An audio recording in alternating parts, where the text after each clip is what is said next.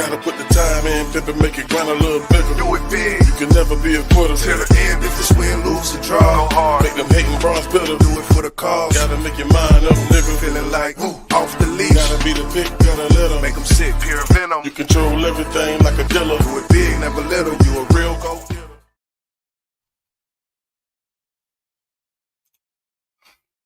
Yep.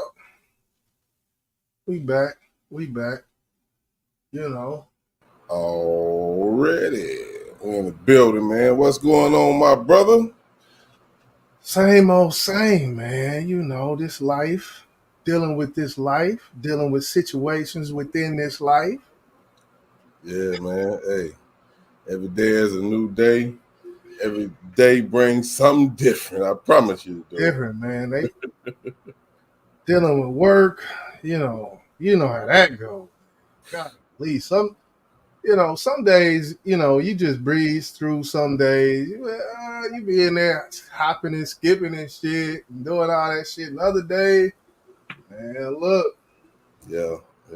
Fortunately for me today, I think everybody at my job was in a good space. That's good. So it made the day so smooth and it went by fast. So right. And that's one thing people don't understand, man. If you have a positive vibe and the people that surround you have one, it's a beautiful thing, man. It's a beautiful thing. Work get done, everybody clicking, same page and all that shit. Yeah, definitely. It half the time, I ain't gonna lie, the shit, it boils down to what's up, D-Love in the building. What up, D-Love? It be boiling down half the time to what people be going on at the house, I think, man. I ain't gonna lie, like what people, they different situations in their life, and then they come to work and that shit just transfer over to what we doing. Like, man, that ain't got nothing to do with me. Yeah, that's one thing you or anyone have to understand. You got to leave home at home.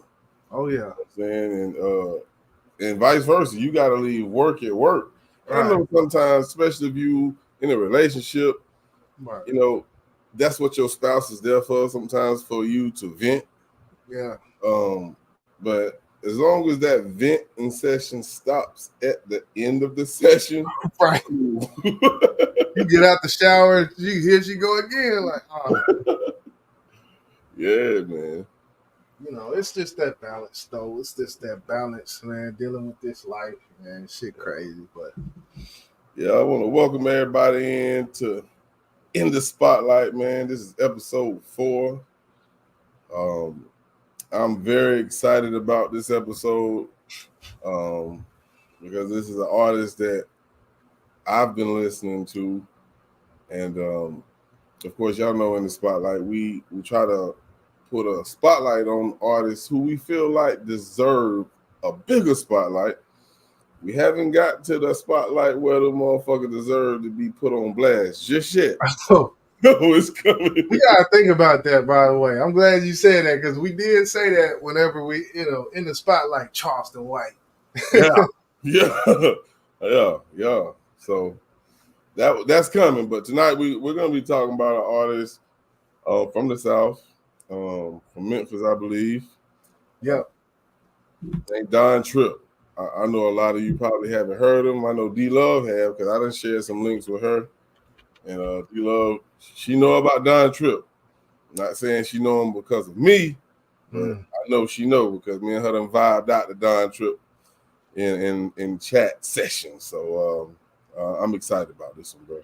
Just a fun fact, Don Tripp's name is the same as Biggie Smalls, Christopher Wallace.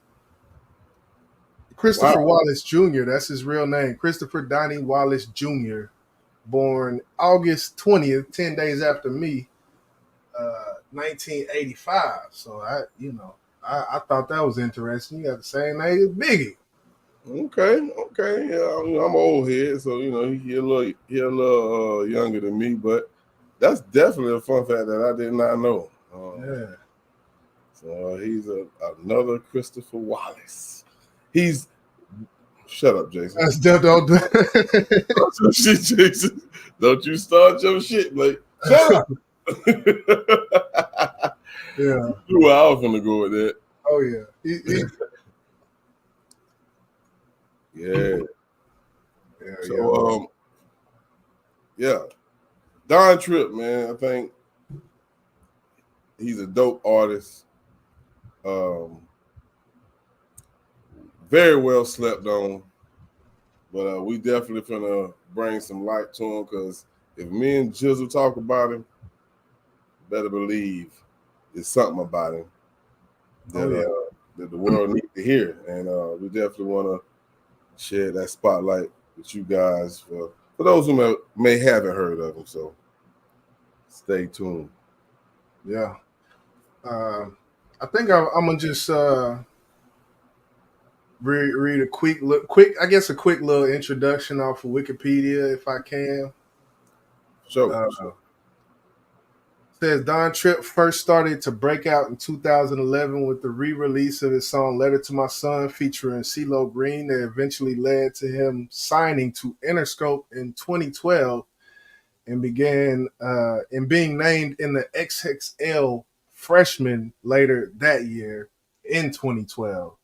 After being dropped from the label Interscope, he found further success as an independent artist, and his critically acclaimed series of mixtapes titled Step Brothers, which included fellow Tennessee rapper Starlito. He grew up in East Memphis, living in a fatherless household. He watched his mother work 3 jobs and still struggled to support him, along with his brother and sister. At the age of 12, he began working to provide for his siblings, later saying that all we ever had was us. So that's just a little bit introduction, I guess, to where he started, and going into where he started to blow. I guess the XXL Freshman. It seems like when I'm looking at the years 2012, that XXL Freshman has been a title. Oh, I ain't even know. That XXL Freshman definitely has been a title. You know, we've seen in later years who these freshmen are. And I think we can all agree that when they started doing it, it kind of held some kind of weight. Yeah. But as of late, it doesn't seem to be the case. As you know, with last year's class, I was like, Yeah, especially listening to the little cypher freestyles. Oh man, I forgot. It was disappointing and very hard to listen to, so I didn't. Man. But yeah, when they first started that XXL Freshman, it was some dudes with some heat on there. The ciphers was different. It was a different vibe than we got now. Of course, if we got Don Tripp as a XXL Freshman, that go to show you at certain point there was some checks and balances going on with this. Right, absolutely. Prestigious list, which it was kind of prestigious, and it helped him out. So, you know. I think that the thing is, going back to when he was a part of it till now, and a few years back, think about it. What did they have to pick from? What did they have to choose from? So better artist. Maybe some of them wasn't noticed, because I'm pretty sure there was some artists that, you know, were semi-mainstream, if I could say that. Right. That they could have chose from, but wasn't big enough, so they chose the bigger name. And some of those names, I didn't even fucking know still. And I'm glad I didn't know. Stay away from the trash word, Blake. Stay away from it. Because a lot of them I just didn't feel like wasn't even worth listening to, I should say. Yeah. But I want to play, a video clip from Sway, and searching and doing my research for Don Tripp, it lets me know that a lot of people do know this guy. He's well known in the industry, and you're gonna hear some stories that you be like, wow, you were around stars. Right. And it makes you wonder, why in the hell you aren't bigger than what you are? Because one of the clips I got, we're going to listen to later, you were like, you was in the same studio with him, and they didn't recognize your greatness? That shit bothered me, bro. I ain't gonna say it front with you, bro. That shit bothered me, bro. But let's take a look at this clip. We'll watch a few minutes of this. And if you want to stop it, then just let me know. This is him, Sway, whatever it's called, Sway in the morning. I don't know. But it's a little introduction of Don Tripp, man. So y'all check him out, man. Before I met him. Yep. Primarily because he made music that I could relate to. And one that led it to my son to this day. Man. Oh my God. I know he gets tired of me talking about that song, but some people have those songs that become that milestone in their career. Mhm. True that. There's people who have had 30-year careers off of one song. Yeah. Right. You know what I mean? But there's people who've been in the game 30 years that never made that one song. Right. True But that. do you also True that. remember the responses that we get from our callers, our road warriors, every time we play that song that they call up? Yeah. Some fans, some just hearing of Don for the first time is like, yo, what is that song? I need that. Who made that song? The response has always been crazy. He been consistent. Yeah. Don't say nothing yet, man. Don't say nothing, man. Mhm. I got you. Don't Walk say it up. nothing, Walk man. it up. Don't do that. This man been consistent since The Threat. Before that, what I loved about him, he traveled at God's speed. Had to be. We watched him work. He didn't do it by himself. He had stepbrothers too that he rock with. Okay, he tell you about the people that's around you, family members. The man said they said blood is thicker than water. If that's the truth, then he's anemic. This dude says this shit in the rhyme, but it's so real. The way he's expressed himself over the years. This year long, he put out 9 projects. Give that man a big round of applause for that. Okay, we started our show off today. That boy working. Just I guess just a little background on the Letter to My Son. It says the song Letter to My Son, originally released in 2009, went semi-viral on YouTube, fueling his transition towards mainstream hip-hop. The song, which detailed Tripp's struggle with being unable to see his son due to a court ruling, was lauded for its accurate depiction of hardship not often portrayed in rap music. So it's a little background on that. And that's why I started with this, because you actually brought that up when we was talking, pre video. You brought up that song, and obviously that song was major to a lot of people. And again, like I said, it's crazy how it didn't take them further mainstream than it did. But one thing that I originally stopped this for, Don Tripp. Matter of fact, let me. Cause I want to play that part again, if I can. Give me 1 second. Hopefully, I can find it real quick. Don't do that. This man been consistent since The Threat. Before that, what I loved about him, he traveled at God's speed. Had to be. We watched him work. He didn't do it by himself. He had stepbrothers too that he rock with. Okay, he tell you about the people that's around you, family members. The man said they said blood is thicker than water. If that's the truth, then he's anemic. This dude says this shit in the rhyme, but it's so real. The way he's expressed himself over the years. This year long, he put out 9 projects. Right now, I know just you know about this, and this is something that caught my attention once I really got consistent in listening to him and following him, because I've been listening to his music since 2018, 17, something like that. Yeah. But it was some music that popped up on my timeline on YouTube that just caught my ear this year that made me just tune in. And I've been noticing that this dude's been dropping damn near EP, damn near every month or every other month. As you heard what Sway said, man, and I think this interview was from last year, late last year. Yeah. Could have been this year. Can't remember. 9 projects.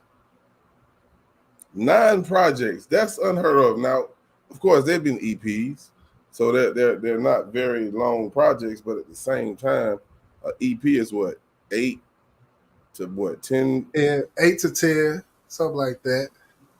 So, and if y'all haven't heard any of his music as of late, they're not very long songs. He give you maybe 2 verses, or he might even give you 1. Yeah. But the motherfucker hit every goddamn time for me. You know what I'm saying? I don't know how everybody feel or how everybody will feel. If you haven't listened, go take a listen. But the dude, he spits, and he's his wordplay is crazy, his punchlines is crazy, but when you listen, it's gonna make sense to you. Yeah. That's real. And another thing Sway did say was he could relate, because that his music is highly relatable when it comes to life. Talks about life, talks about all that good shit, man. That you know, you can definitely, anybody who listens, they can relate to it. So that's Most definitely. But we definitely pick up and continue this interview. Give that man a big round of applause for that. Okay, we started our show off today talking about autonomy, talking about ownership, talking about independence. Small business owners called in all day long. This man is a big business owner. Indeed. He's in the business of himself. True that. Come on, aren't we all? I want to salute him. Memphis's finest. And as much as Memphis goes through and has gone through, this man has been a beacon of light through it all. And I appreciate him. I love this man. I'm happy to see him. Please welcome back to the show, the one and only Don Trip. Let's go. Come on, man. You trying to interrupt your guy, man. Let me speak my piece, man. You crying, Don crying. Oh man. You know this space means something to me. Yeah. You know, when we set out to do the promo run, you know, every time I gotta come see Sway and Heather, no matter what we're doing, no matter how we spending it, I gotta come see Sway and Heather. So, you know, it's a different you know, you've been in this longer than me. So you know, genuine love is rare. It's you know, it's very uncommon. And when you find it, it's like mining for a diamond. When you do find it, the jeweler is the last person you go see for it. You want to hold on to that. You want to cherish that. And you know, I treat the people that support me, that show me love without incentives. You don't make nothing from rocking with me. You know, same for you. And you know that means something to me. You ain't doing it because it's an end game to it. You're doing it because it's genuinely. That's just how you feel. And you know that means more to me than everything. Like you just said, you know, blood ain't, you know, in my world, blood ain't thicker than water. It's, you know, it's people I've known my whole life that, you know, didn't care about me until my name was Don Trip. Facts. Yeah, I had to stop it there, man, because what he said is 100% truth, 100% facts. And of course, y'all know, in the spotlight, we sharing the spotlight on an artist who we feel deserve a bigger spotlight. So when you hear him say, you ain't making money off of this, it's not really about the end game. You genuinely fuck with me. Right. And that's what it's about. You know what I'm saying? That lets you know that Sway, listen to his music and understand this dude is very talented. And I think he did the interview because he wanted to get to know this dude, man. And that's real as fuck, bro. What you think, just? Oh, most definitely. That's 1,000%. Sway is definitely I would consider Sway kind of one of the gatekeepers of this thing we got when it comes to it. You know, he's you know, you got Breakfast Club and all these places. You know, I look at what Sway's built up over there a little different than the Breakfast Club. I don't know if you do as well, but you know, same thing, same shit, different toilet type of thing. But yeah, I'm glad he did scoop up Trip for the interview or whatnot. You know. Yeah, most definitely. like I said, I didn't know he was known like this because, you know, he's not spoken of when we talking about dope MCs. Not even just from the South. I'm talking about period, man. This dude can fucking rap. And they spoke earlier about he didn't have help. He had stepbrothers. Starlito, that's his dog. They met, Right. and them dudes they meshed together very well because they styles are very similar.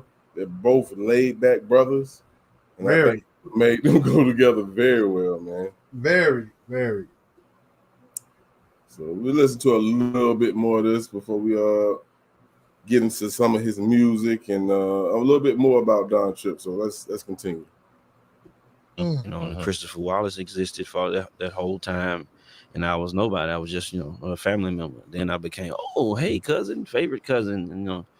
But either way, that's interesting. You know? Yeah, that's you talk about that in Mama's Revenge, right? Yeah. You get into the family dynamics and how it changes.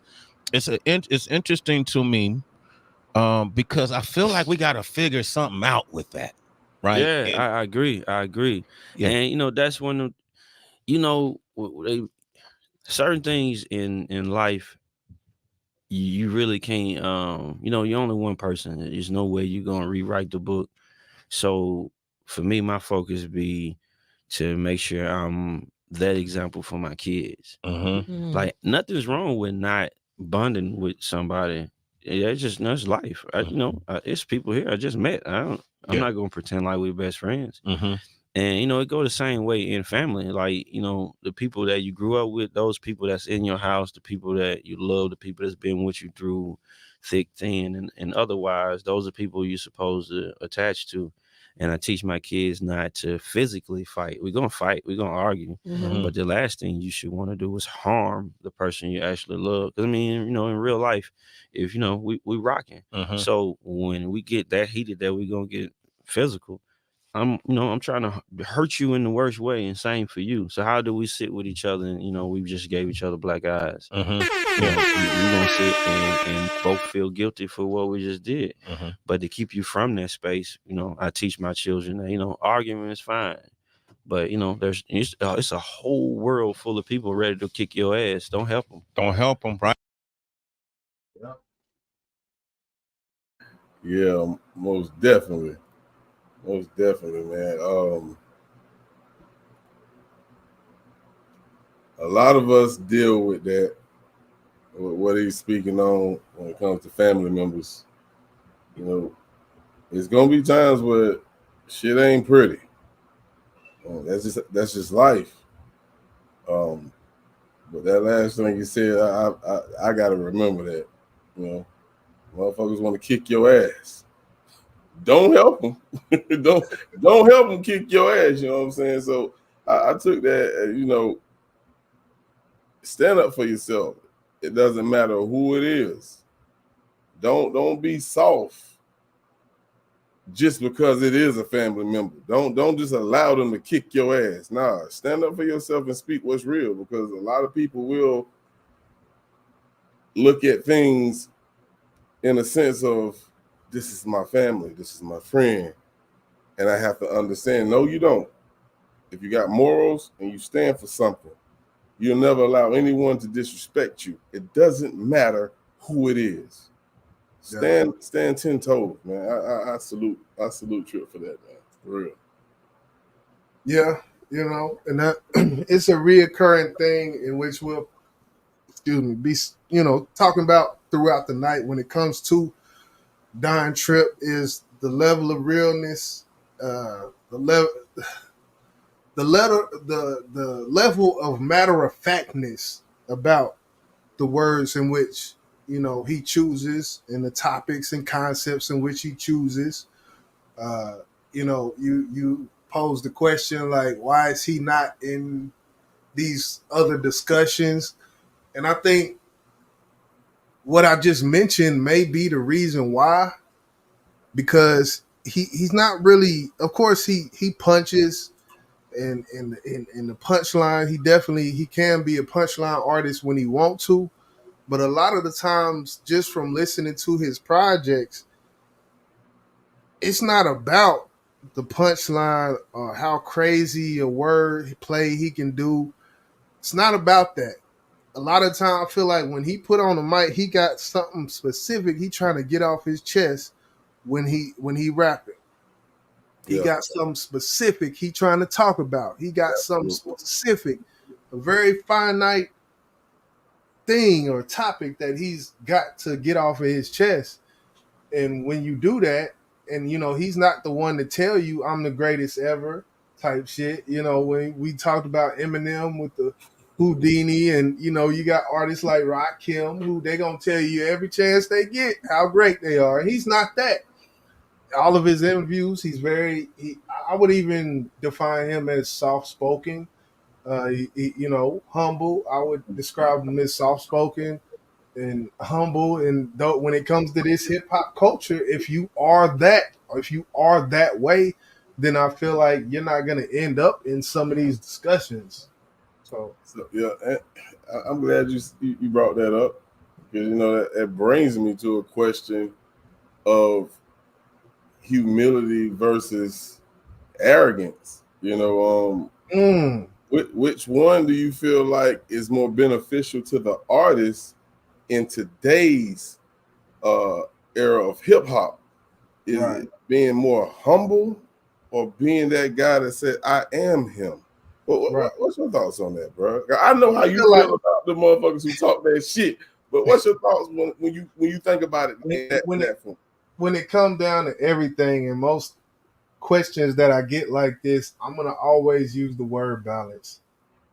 I'm gonna always, because I feel like if there's a way you can be arrogant in your humility, then that's the perfect end all be all. You see what I'm saying? Even though it's an oxymoron when I put them two words next to each other, but that's just how life is, man. For me, like, it just seemed like there got to be a balance with the shit.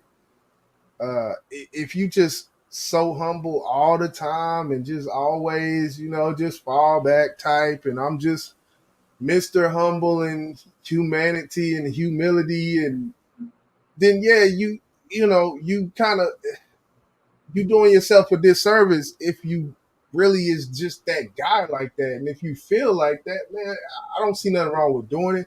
But at the same time, you know, I can go to the other side and do that whole explanation with the opposite word type of thing. This is right. And just watching, reading D Love statement or comment, it brought up another question, which I was going to ask one, but there is a difference between arrogance and confidence, right? Right. Well, I would say in the real world, yes, but in hip hop culture, the lines are a little more grayer, I would say. But overall, yes, I would agree with that. Yeah. And the next thing was when you actually saying, you know, it's an oxymoron. It is, because like, if you're humble but at times you're arrogant, it's like, how do you actually balance that? You know, that's kind of tough, but I find myself being arrogant at times, but at the same time I am humble. And some people might point out the arrogance before they point out your humility. Right. Like, this motherfucker always talking about how good he is and this. No, I don't. I do, but not all the time, you know. But it's easier to spot. Like, it's easier to spot somebody who you feel like is being arrogant. That just may be their confidence, you know, just, and you at the time, you wasn't able to be that receptive of that confidence and took it as arrogance. So, but that's on you, though. I ain't got nothing to do with that. Yeah, that's definitely a topic that probably need a little bit more attention, and maybe we might cover that in the later live. But I think he does display his confidence at times in his music, but I think he is more humble than anything. Oh yeah. And could that play a part in why he's not big as what he should be? Is because of his humility? Because some people feel like that cocky shit they like. Right. Like, you know, women, they like. Yeah, go ahead, nigga. Go ahead. I hate to go there, but man, hey, you know, a woman loves a boisterous man. Like, not all women. Let me throw that in there, but you know, there's certain things about certain men that people gravitate towards, and you know, when it comes to that, you know, the confidence and the versus the humility and the humble. I feel like on a commercial scale, when we talk about what's commercially viable, not even for just the audience, but for the actual label or management team or whoever, or even to go to like a Spotify or anything, like the company, when they see that confidence and someone exuding that, or even if it's arrogance, I think they're going to lean towards that person more. So, yeah. And let's think about it. Most of the people, most of the artists in hip hop that are considered some of the greats, or some people may consider them GOATs, they have that arrogance in them. Yeah. And I guess that brings up another question. I don't want to drill into it too much because we got a lot we want to talk about, but do you think it comes from their confidence, or do you think it comes from what is being said? Because the world said Michael Jordan was the greatest. He didn't say that. The world said that. But when you hear interviews, when they ask him, if you was to face LeBron, would you beat him one-on-one? He's like, of course I would. No doubt about it. Right. Does that come from his confidence as a player, or does that come from what he hears from the world? I think that come from within. That's that eye of the tiger within. Don't matter. I'm 55, he 37, whatever he is. Shit, I'm still gonna bust his ass with this push off and this turnaround. You know, Don't do that. Don't do that. Yeah, with his pushing off, he gave a blueprint when he pushed that man off and shot that shot. You just watch it closer, bro. It wasn't no push off. His hand went like that. It went like that, bro. Yeah, man. But yeah, I know you got a clip that you want to play. But before we do that, okay, let's just hit them with a song to let them know a little bit, let them hear a little bit about what this dude raps about and how dope he is, man. Because this is what we're here for, to share the spotlight on this young brother. And that's what we're going to do. So I guess we'll play one of my favorite jams. Yeah. You got it. I got this on my sick list. If anybody follow my sick list, whether it's on YouTube or Spotify, he's all on it. And this is the hood. This is the street Don Trip. And this is where he knows how to go here, go there, just like I do. I can go street, I can go love, I can go reality, I can go, anything. And this is one thing I like about him. I guess you are right, Jizzle. I do relate to him a lot. So this one right here is called 28 Grams. This is my shit, people. We in the spotlight, man. Y'all check it out. I want you to look to your neighbor, and say, neighbor, let's go get this paper. Yeah. Fresh up out the shooting range. On my way to make some more money, I advise you to go and do the same. Really though, here I go, spending money from a year ago. Two things I never seen before, and that's a UFO and a miracle. Silly me, so self-centered, I don't fuck with niggas, I don't really know. If you really know, I come from slanging more O's than a bowl of Cheerios. With it all, I get it all. Self-employed, shit, I been a boss. If everybody get to eat, then you know I'm sliding through like dental floss. I done lost a couple soldiers, they ain't never been to war. hard, still it's hard. Been involved in this trap shit so long, I could hold a seminar. Must be one of those fortunate to never step foot on the prison yard. Based on a true story, baby, I lived it all and I did it all. Cruella DeVille said it's more than one way to go and skin a dog. Pockets thicker than Serena Williams, except what I'm serving ain't a tennis ball. Made it up out the gutter, still intact. Watching my granddaddy cook crack. That was my first chemistry class. I was like 10, maybe 11. Damn.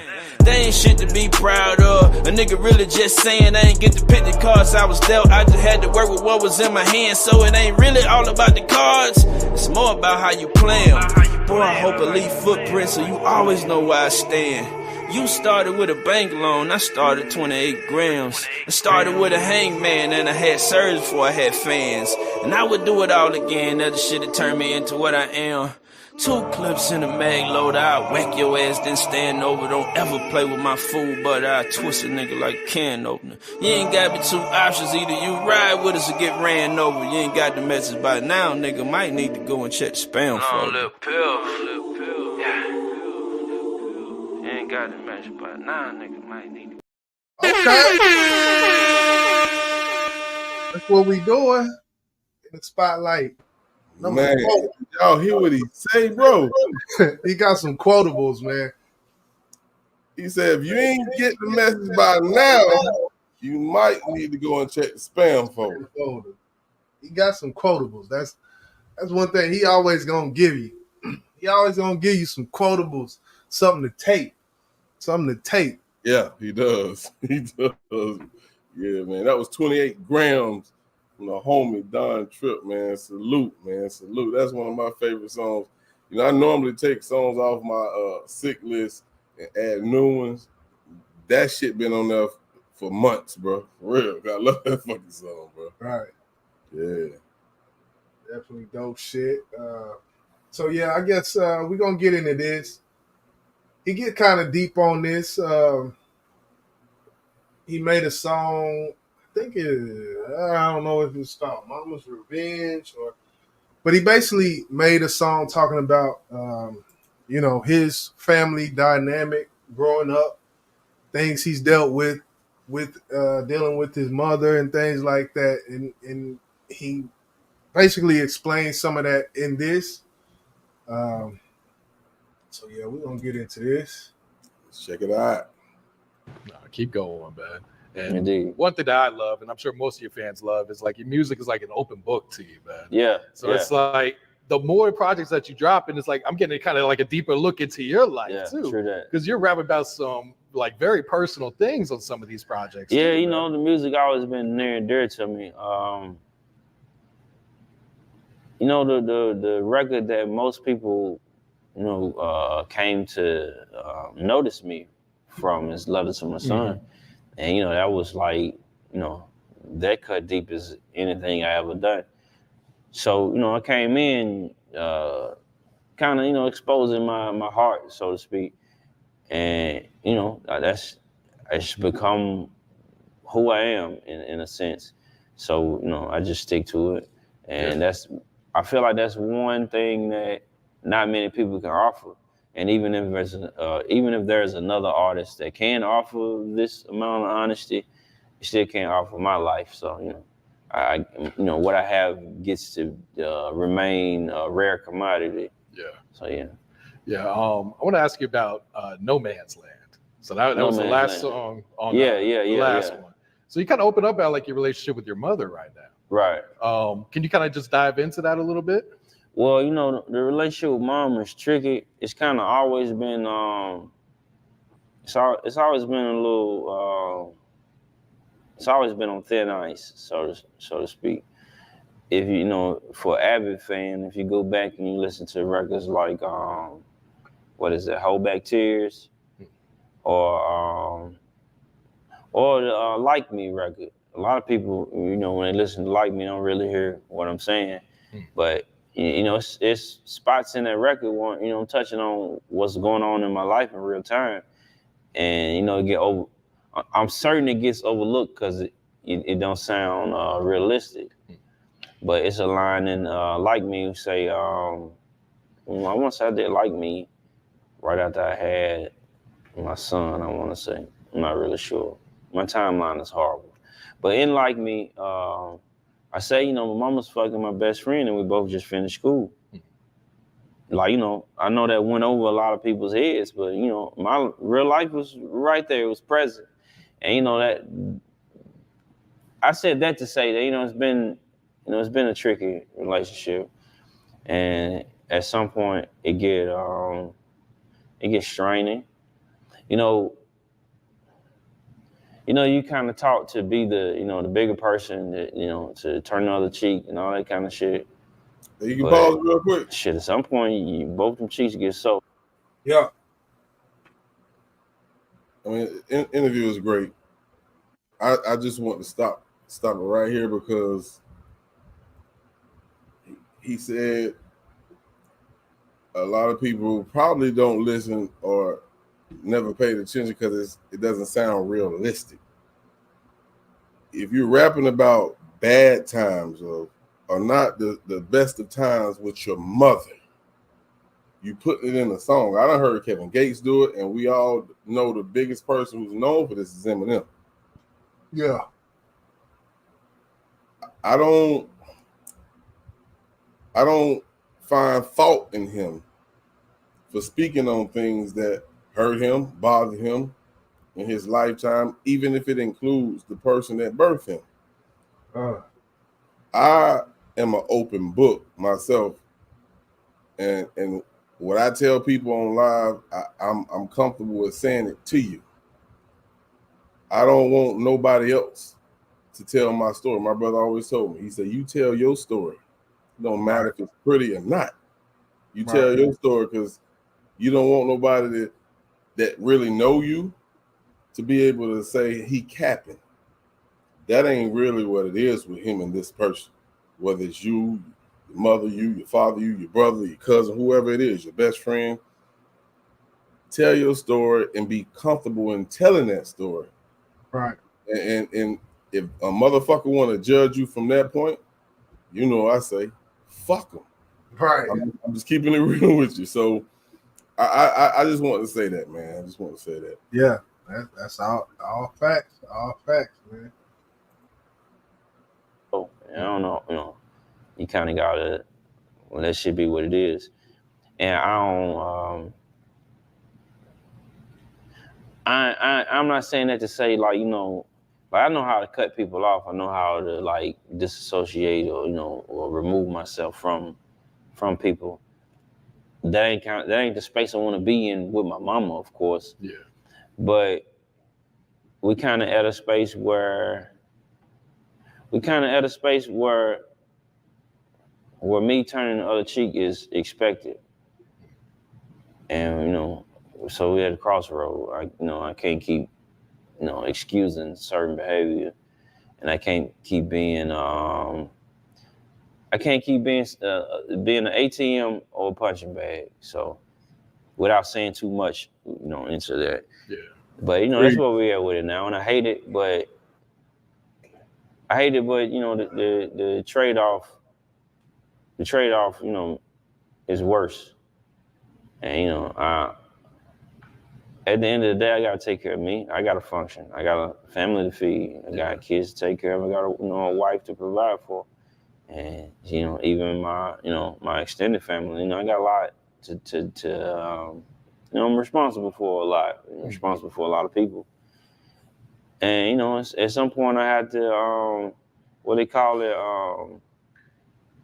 they call it something now. I'm not sure what it's called. You know, when you gotta make sure you good. This myself healing or something like that. I don't know what it's called, but you know, self-love. At some point, I gotta take care of me. I can't help you if I'm on the ground too. Mm-hmm. And if the only person present that can help me is me, then I gotta help me before I can help you.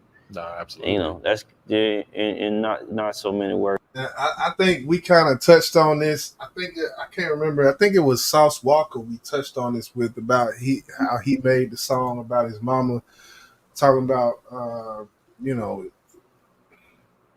telling me do the dishes. Ain't no dishes. He said something, I don't know, but you know, artists, I think when the artists do that, it can be misconstrued as them being demeaning, as them, you know, not having no respect. Of course, he respects his mother. Do you think that when it comes down to things like that and someone's just telling their story, and of course, I do want to point this out, he didn't really get too deep into it. Now, he didn't just tell but you know, when he said his mama fucked his best friend and they graduated together, that's pretty deep to me. So he is going there, and he said that was real, that actually happened. So is that disrespectful to your mother? Like, does that show that there is some loss of respect? No, it doesn't. Because you got to understand, if this is something that's been on your heart, something that's weighing on your chest, and it's been there for a long time, and people notice that you're different, they say you need therapy. So if you can go talk to a therapist and tell the therapist all of this, and I know that's a very confidential situation, but at the same time, music is therapeutic for an artist. And a lot of people might not know that, but things that weigh on you, you get that off of your chest through your music. Right. And I don't find anything wrong with it. He's speaking his truth. And I don't want to sound cold or heartless to our parents, especially our mothers. But she was grown when she made that decision to sleep with someone his age. Did she think about how he would feel? You know, I think if she could have did it again, she might have not have done it because it affected him so much to the point where it came out in his music. Yeah. He didn't disrespect it, he just told the truth. You know, and some people might not agree with me, and that's fine. But the truth is the truth is the truth. And y'all hear me say that all the time. You can't run from that shit, man. Yeah, and he does get into that later, you know, talking about how this is therapeutic for him. I'm probably going to play a little bit more, and then we're going to... First, that's space man. Yeah. Is it therapeutic when you record songs like that? Like, does it kind of feel good to just kind of vent about the situation to a microphone? Yeah, it does, because the microphone is the one thing that can't respond to me. You know, other than microphone feedback. We're doing this long enough to know how to prevent feedback. Yeah.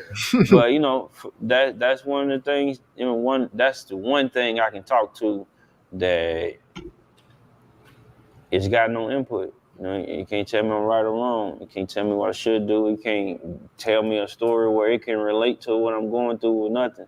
You know, it's the one thing that sits and listens. And, you know, once it's recorded, it become art then. So, you know, that's how I look at it. I look at it like, I look at every record like it's a painting. And sometimes people listen and get a little too involved in it. And, you know, I get it, I understand it. I still make, you know, I make sure there's a boundary present, of course. But again, you know, I treat it like it's art. You know, you look at it, and if you can relate, you can. If you can't, then you can't.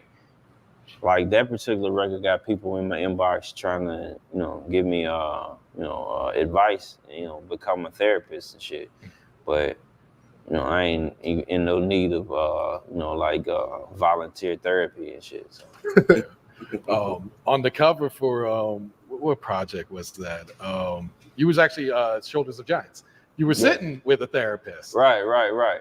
Well, again, my music is, you know, it's therapeutic, and every project title has a meaning, and you know, it's a saying that people standing on a giant's shoulder, you know, they can see further than a giant, and you know, they kind of lose perspective. You know, the giant put in a lot of work for you to be able to sit on his shoulder and see all the work he put in and the path he created for you. And I think a lot of times we get caught in that. You know, we kind of forget, especially in rap music. Like, you know, new artists, overlook the artists that came before him.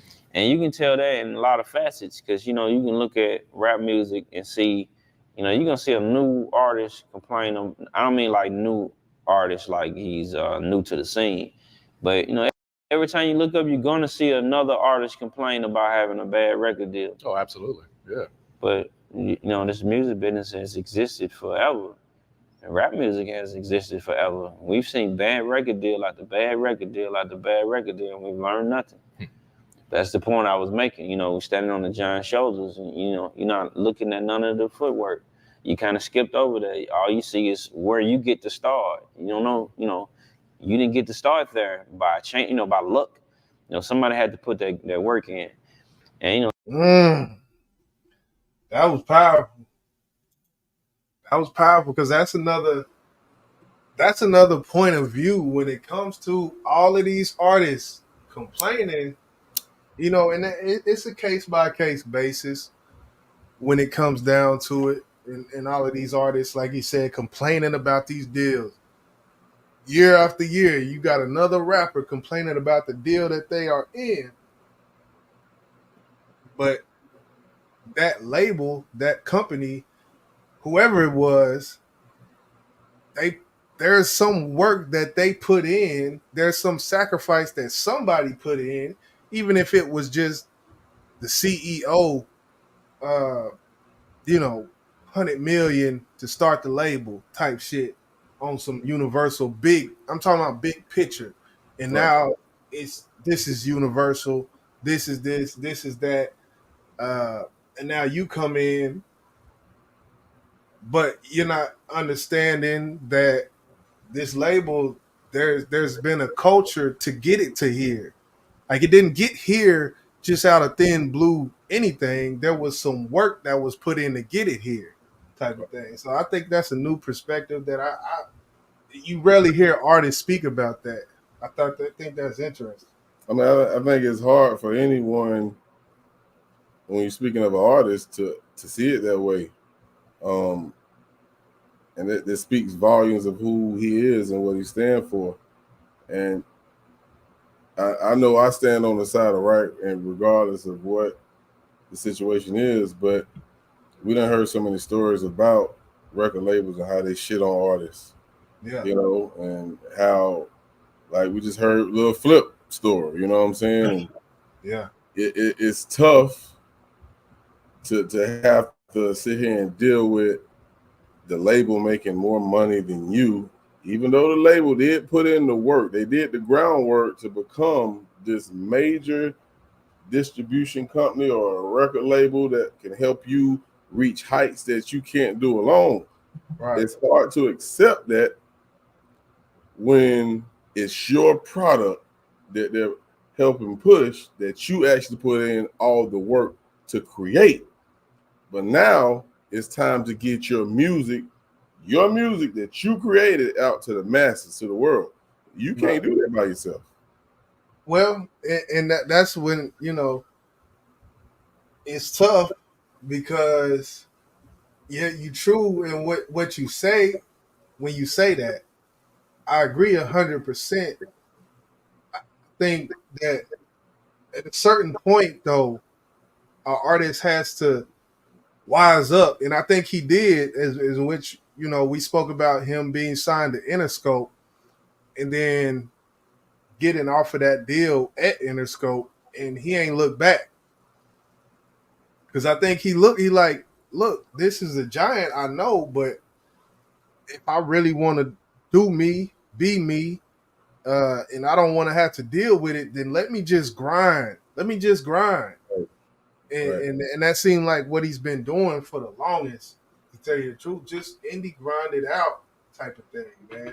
It's like, you know what comes with the label. At this point, 2024, every artist who signs that paperwork, they know when it comes to their masters, to their publishing, they know what comes down to. So by the time, if you're fortunate enough to get that fan base, with being tied to labels and being in certain sessions, and, you know, you talked about him being in sessions with, I forget the artist French. I know French Montana was one. He was in sessions with, and, you know. So once you do get to that point, it's like, and you understand, like, hey, this shit, they fucking me over. It's like at a certain point, you got to, you know. I think when it comes to one point that you did bring up is the the label helping you get to a point as an artist. There's not very many who can do it without a label. Now we done heard right this who just went viral off a song, and I hate to even bring his name up, but Lil Nas X did it. So when he came out with a little country song and all that shit, he was viral before he even signed the record deal. Right. So it makes you wonder, why? Why did you do it? You know what I'm saying? Bootsy brought up a great point in an interview he did when it was like, I think it was Vlad, could have been. He was like, would you recommend an artist, an independent artist that is, to stay away from signing major label deals? And he was like, no, hell no. Because if you don't have a big fan base, you can't, what are you going to do? You might have a banging ass single out. And we do know most labels sign artists off of their popularity. We know that. Right. So if your popularity ain't big enough for you to swim by yourself, then you have no choice but to sign with a label. Sign a dotted, man. Get it right. Just don't make it no 10 album deal or no shit like that. You know, put your music in, create, make your music, you know, fulfill your contracts, fulfill your obligations to the label. And when it comes time for reconstruction or re-signing it again, then be like, hey, you know, thank you all for helping me, blah, blah, blah. But hey, you know, I just want to start my own label, give me somebody to distribute it and publish it, and that be it, and cut the label out. Because that's all you really need is someone to publish and someone to somewhat manage. But as far as a full-blown label under that traditional sign this 360 deal type shit, like, you know, once you got a certain amount of followers, certain amount of people that's going to tap into your video when you drop it, when you premiere it, you got 1,000 something in there, man. Hey, do your own thing, man. Get shit, hit up DistroKid. So answer this question then, and this is a legit question. But I'm gonna just stick with one artist, and we can speak of several because there's still several artists who are signed to these labels. Why is there an artist like Drake who is huge? Why is he? I'm pretty sure he doesn't read up on his goddamn contract. I'm pretty damn sure his original label or contract deal or distribution deal, whatever he had when he was with Young Money and, you know, Young Money signed to Universal, whoever. Why would you re-up if your name is big enough to survive on his own? Kanye is another one. I think Kanye is independent now, right? Yeah, he's independent. So why would you do that? I think with Drake, his deal is so big. Like, we would have to go to another artist because I think he said his deal is like 386 million or some shit. Like, I mean, no, go ahead. Nah, I mean, 386 billion. Like, what you down? You can't turn it down. You can't. You ain't no man on this earth gonna turn that down. So I understand people like him. For example's sake, I guess I go back to Boosie, like how you said.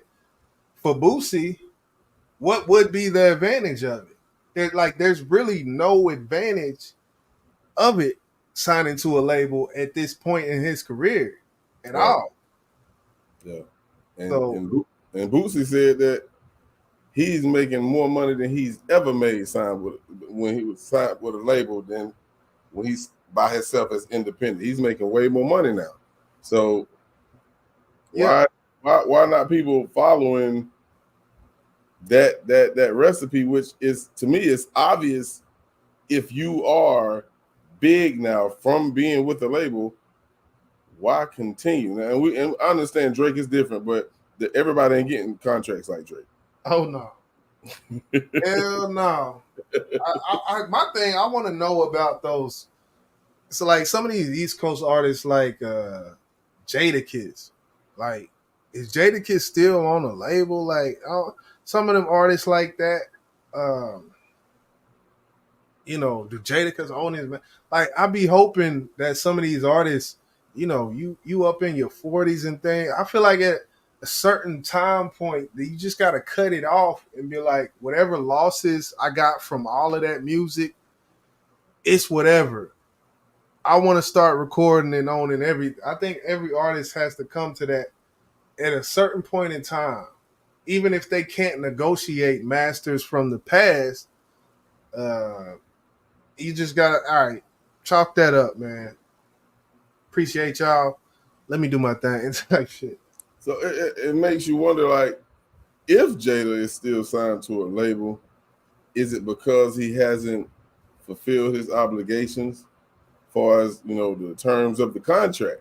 You know what I'm saying? Do he still got an album that he owed them? You know what I'm saying? Because we know you have to fulfill those obligations before you actually leave that contract or leave that label. He on Def Jam. Right. So if he's fulfilled his obligations with that label, then I can understand the question. Why are you still with the label? You know what I'm saying? And I don't know if he is or not, but hopefully he's not, because shit, they raping you now with these streams. Yeah. I mean, we don't truly know the points when it because there's a point system in which you get certain amount of percentage and all of this stuff. But with Jadakiss just specifically, I know it's getting off of Don Trip, but we going with the flow. So with Jadakiss specifically, his last studio album was Ignatius, and it was 2020, and it was on the label Def Jam. That's what the label was for this album. So yeah. When the last time Jada even put out an album anyway, so yeah, I really can't speak on that. But of course, we on Don Trip, and we're gonna continue with Don Trip's story. And I got some I'm gonna share if you want to play some. I think I'm gonna play that War of the Worlds track. I'm gonna play this War of the Worlds track real quick, just to this is where, you know, I kind of, whenever it come to Don Trip, this one I kind of was like, okay, the references, the entendres, when it comes to referring to one thing and talking about another one, this one of them songs right here where I felt like I was like, man, and the thing is, when he did it in his rhyme scheme, he was talking about, you know, soldiers in Iraq. Like, who talks about soldiers in Iraq when they talk? But he basically compared soldiers in Iraq to, for lack of better words, soldiers in America who are in these environments going through situations. And he drew the parallels between the two by saying the parallels that both of these people have to go through dealing with some of these environments that can be similar to actual fucking war zones. So we're going to play this. It's called War of the Worlds, Don Trip. Let's get into it.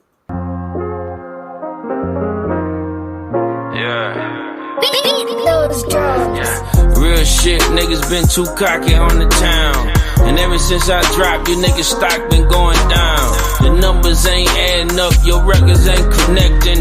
Niggas tired of hearing all that bullshit you reppin'. Pray for our sons, let's bow our heads. My homie came back from Iraq without his legs. The politics never mean shit to me. Homie was in his feelings when Kaepernick took a knee. I told homie I don't agree or disagree, cause my enemies live on the next street. and they ain't ducking RPGs and IEDs. The Drake where I come from doesn't sing R&B. Yeah. And niggas will murder you over greed. There's a war next door, you ain't got to go overseas. You know what's his name, lost his little brother just last week. Now try telling that same nigga to turn the other cheek. I bet you he ain't here for it. Homie about to slide like that escalator thing that's in the middle of the airport. Ain't no voice of reasoning, all he want is get back. And he don't care what he gotta do to get his lick back. We're two different soldiers in two different wars. You ain't never been in mine and I ain't never been in yours. But nonetheless, I got all respect for it. I ain't never had to murder nobody on foreign soil. I'll never know the feeling you get when you get deployed. Some niggas so fucked up from it that they enjoy it. They feel more at home when they out in the open field than they feel out of place when they home with their wife and kids. Know a nigga that woke up one night and choked his wife. He was having nightmares that he was fighting for his life. I met him in the trap and every time I used to serve him, I used to tell him thank you for your service. No, Lil Pill. Yeah, man. There's a specific theme to that. Like that's one thing about it that I noticed. You know, he stuck with that theme throughout the whole song of comparing these two different worlds and created this concept, and that was the song. I wish the song was longer. But that's when I know I love a song, because I wish the song was longer. And guess what I did? I hit repeat on that bitch to see if it's anything that I missed that I, you know. So, and that's when you know you got the listener's ear. Yeah. You know, and you know the way the world is now with the mental state of the listeners, their mind frame can't hold a lot. They don't listen for the shit that we listen to, Jizzle. Yeah. And it's sad, but it's just the way it is. That's why there are shorts and reels now, because that's all they can take in it. It's only 60 seconds of data that can be translated. It's crazy, but it's real, bro. And these things are created to cater to the listeners of the day. Back in the day, we had 3 verses on the song. We only getting 2, maybe even 1 now. That's just the way it is. So, yeah. But yeah, man, we're gonna keep it pushing. I want to go ahead and play this clip, and we definitely gonna break it down, talk about it. I got it only set for like 2 minutes and 38 seconds. But if you hear anything you want to stop and talk about, feel free to do so. So let's check this out, man. This is the interview he did. I believe the interviewer is DJ Small Eyes, which I'm not familiar with, but I enjoy listening to it. So let's check it out. If you want to play. Now, when it comes to your children, you have 3 children? 4 children. Indeed. Now, when it comes to your children, have they changed your music or the direction of your music? Of course. Of course. Did it differ from just having 1 child to 4, or? It differed once I had a girl. Oh, okay. So I got a son and 3 girls. And when I started having girls, that kind of shifted. Yeah, that, I don't know, it put me in a different perspective, made me look at it a little different. I mean, if you follow my music, I went more so from the super trap music to a little more responsible music. Conscious? I won't say conscious. Okay. I mean, I'm still from where I'm from. I'm I they still scared of that conscious word. Dirty South. More like I won't say conscious because it's not all positive music. I'm not from a positive place. I don't mean to say that. I just mean period. I'm not a college student or a stockbroker or no shit like that. I come from the hood. I come from the bottom. I just try to keep more honesty in it. I mean, my music's pretty much been honest for the most part my entire career, but I think it's more honest now than it's ever been. Quick. And that's just for the sake of. See, I understand where he come from when he answered that question about conscious. I think there's a negative connotation to the word conscious. If you look it up, it means aware. His music is definitely more aware than it was before. Awareness is consciousness. You're aware. That's not a bad thing, being conscious or aware. Right. But I understand why, because it's a box. And if you're in that box and then you decide to talk about some shit, then people gonna look like, oh, I thought you was a conscious rapper. Why are you talking about this shit? You faking the fuck, like, you know, so But I get it. one thing that, you talk to me about, we have these discussions backstage, is what conscious really is. And a lot of people think of conscious as how Nas delivered his messages, or how Fiasco raps, or Common. Yeah, or Common, right. Yeah. But that's not necessarily the case. If you're talking about what you live through on a daily, what you see, and what could help someone in life, that's really conscious, because I didn't really take, Blake 2 as a conscious album, but you was like, you was speaking the real, and you was telling the truth about a lot of things that you went through, and what you seen or what you learned from it. That's conscious. You're aware. You were aware. Yeah. So I think if people really break down the definition of it, then they'll be like, okay, maybe I am. But Right. I don't think they want to be placed just in that box, because then if let's say Joe Budden say he's a dope, conscious rapper, it scares people away from your music. Right. And I understand that. So yeah, I understand, that stigma that's attached to that word. So yeah. Oh shit, I played this. I'm waiting for you to hit play. I was looking like, when I damn, look was at I my playing children, that? the way I raise my children, I show them everything I've been through. And, I let them see the good and the bad. Once they're of age, they'll see more of, more complex, and they'll understand more.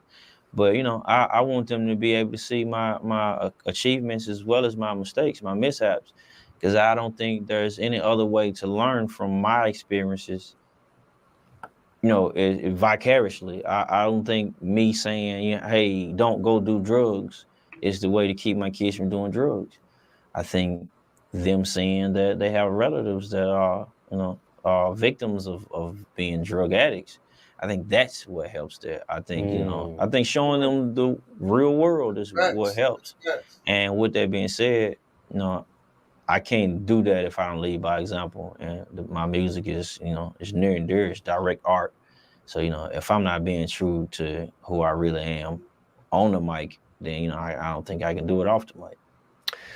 Now, have you ever included your kids in your actual music? Like, have you used their voice or stuff like that in your music? Have you ever included them in it? No, I don't do that. Again, these are my opinions, of course. Sure. But I'm not really with the exploitation of kids. I don't think a small child has the understanding enough to choose to be, to be in entertainment. Yeah. Now, I guess it depends on what you're saying about the kid, maybe, or what you're saying about your kids. Because I know Starlito got a song, and it really touched my heart when he was rapping about how his daughter changed his life and what she means to him. I done did music about my daughter, you know what I'm saying? I got a song called Pretty Flower. I feel like if this is what daddy does, and you're keeping it real with the world, and you are a great father, or you love your kids, I don't see how you can leave him out of it. I don't know. I know you don't have any kids. Well, would you? Well, the way he put it and the way he kind of posed that question, it sounded like putting them on the song, like you know how you would hear. Oh, okay. Like actually putting them on the song, having them record in the booth, like. And I guess he looks at that as exploitation because they don't have the mental capacity to understand exactly what's going on. Right. You know, like Nicki Minaj, she got her baby Gaga and Goo Gooing on her last album. You know, she got her baby right on it. So, but do you feel like that? To me myself, I don't feel like that's exploitation, even if they're on the song. No, say the truth. Because for those who don't know, which I'm pretty sure if you listen to my music, when you hear that tag, body the beat, that's my daughter. You know what I'm saying? All she said was body the beat global. That's all she said. I broke it down like that. You know what I'm saying? And if one day, you know, I hit it big, goddamn it, she on all them goddamn tracks. I want her to get paid for that shit. And that's one thing I know Nas did. I know DJ Khaled did.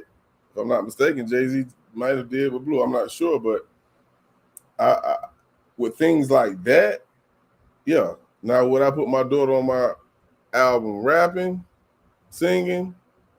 I don't know. Yeah. If she wanted to do music and she was serious about it, I don't see the problem with it. Because right now we finna see a star in the making with T.I. little daughter. I'm telling you. Yeah, when I hear the word exploit, it kind of reminds me of, and I'm not saying Master P did exploit Lil Romeo. I'm just saying before Romeo was even a thought, well, not a thought, but before he got big, what's good, Crucial? Master P had Lil Romeo talking on a song. He wasn't rapping, but he came on like, say, Dad, tell him why you something about these true thugs or something. You know, he said something, and then the song just had to do with nothing but some gangster shit. Like he was right in the middle of shit. He ain't had no business being on that song. So I kind of take it like that. You know, if it's a positive song, if it's, you know, but a tag, that's different. I'm talking about, you know, hey, come in here and say this real quick. And they 6 years old, and it's some straight gangster shit. Right. You know, that's a little different to me. Right. And that goes to Finesse 2 times. I don't know who that kid is. I don't know if that's his son or not. But that type of shit, I agree with what you just said. That shit should not happen, bro. You just lead him down a road. Yeah, he might be successful as a kid, but what he's doing on screen and what he's saying on these songs, nah. Yeah, nah. Shooting dice. Nigga, what I did, nigga, what I, you know, shooting dice with the fellas and all that shit at the bar. Like, man. Only people that agree with that is the niggas with that mentality, bro.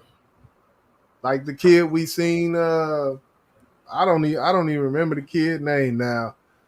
The kid that did the song, he talking about getting head and shooting guns and all that shit, and he albeit 8 years old and shit, you know, and the comments, all you see is where are his parents? Like, right. Where is his mother at? Why is he doing this? Why? And you know what? If the mother is allowing it, if the father is doing it, then the mother is allowing it.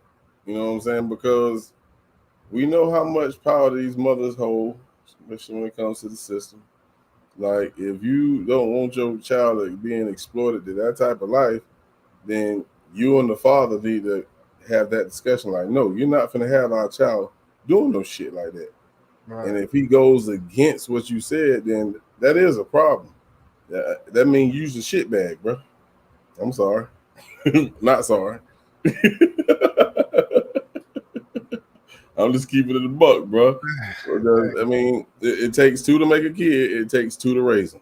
Yeah, that's true. That is true. So yeah, I mean, Don Tripp, he's a father, he's an artist, and he wakes up every day in his own goddamn studio. You got one job. Yeah. You got one job. They wonder why, at the beginning of the show, Sway asked him, you got 9 albums this year alone. Hey, what else I got to do? Think about it. And I think I might have an interview that's left on the private chat. But if you can just wake up every goddamn day, live your dreams, put out music and make money, which he is making money. People, don't get it twisted. Don't get it twisted. He may put out 3 to 4, 9 fucking albums or EPs in 1 year compared to the regular mainstream artists who put out 1, maybe 2. I promise you, he's making just as much money as them when it comes to the streaming side and the record sales. Right. Now, I don't know if he's got them out there doing shows and shit like that. Right. But when it comes to that, I promise he's making just as much as he is. Yeah. I can see it. I can definitely see it when you look in these comments on his videos and the outpour of people in support. It's like, hey, he got his following, man. That's all you really need. You got when we talk to K-Reno, shit, he got his following, man. He not tripping, getting his old music on, getting the streaming sites together, and when it comes to the publishing and all that shit, as long as you got that shit right, man, release your shit, man. Yeah, and all you got to do is really, study the shit, man. And that's what I do. I study the shit because, I feel like as an independent artist, you already at a disadvantage because you don't have the following that a mainstream artist will have. So you have to find out what you can do, what you're able to do to kind of, I ain't gonna say even the score, because you will never do that, but what will put you at a point where you can start seeing money. If that's your goal, if you want to see money, you gotta study this shit. And I think being that he is, I'm gonna call him semi-mainstream because a lot of people don't know who Don Tripp is, but the industry do. Right. The industry do. He just doesn't get the love and the spotlight that he deserves. So I got another clip I'm gonna play. I guess we'll go into another music break. You got one. Okay, I ain't know if you have or not. Well, it's a quick one. I thought it was interesting though. Go ahead. I didn't know if you had one or not. Okay. Yeah, I thought this was interesting real quick. We're gonna get into this real quick. Yeah, that's what I do it for. Now, are you the type to ride around and listen to your own music, or? No, I actually don't. That's why I don't know most of the lyrics to the shit, because in real time, I record that shit, and then I'm on to whatever the next shit is. Yeah. And then when we start booking shows, then I sit, and then I gotta ride around and listen to it because I gotta learn it now. But like if I'm for to shoot a video, I gotta learn it then. Yeah. But other than that, I don't really live with it long. I just I move on to the next thing. I don't want it to get old to me, and I don't know. I don't know. It's just one. No, I guess it's just one of them things. I don't listen to rap music at all though. So it ain't like I don't know. I don't really know how it happens. Somehow I'm more inspired by R&B music. I think R&B music is closer to the heart than rap music is. I listen to R&B music. They not ashamed to say they're in love with whoever, or miss whoever, or they're more vulnerable. They in pain, right. Yeah. And rap music, if you kill somebody over for a party, and I ain't always in that space. Yeah. I ain't never in the party space, but and then ain't no shot at people who party. You know, shit. I don't give a shit what you do with your time. My time is mine, and yours is yours. But no, after I record the music, I don't much listen to it until it's just time for me to listen to it. This nigga don't sound like you when he said this shit. Y'all just don't know. That nigga just say, man, once I'm done with a song, I'm done with it. On to the fucking next one. Hey, that's how it be. I ain't gonna lie. That's how it be. I listen. I tap back in though. Every now and again, I tap back in. We be sending files back and forth. I go straight to Google Drive and be riding the Google Drive and tap back in with, But for the most part, I understand them, man. I understand them on that. So I mean, I get it because from his explanation, I'm the same way. I don't want it to get old to me. I'll listen to it after I record it. When I actually put it out, whether it's on all platforms or whether I just put it out on YouTube, I'll listen to it then, and I probably won't listen to it again unless it comes out on the album. Don't ask me why. It's just how it is. It's not that I don't like the song, right? But when I get into those modes, some evenings when I'm home, I might play a playlist that I created, and that song may be on it. Or if I just in the mood of what made me create that song, if I'm in that mood, I might go listen to that song again. Yeah. But yeah, I think maybe a lot of artists are like that. Yeah.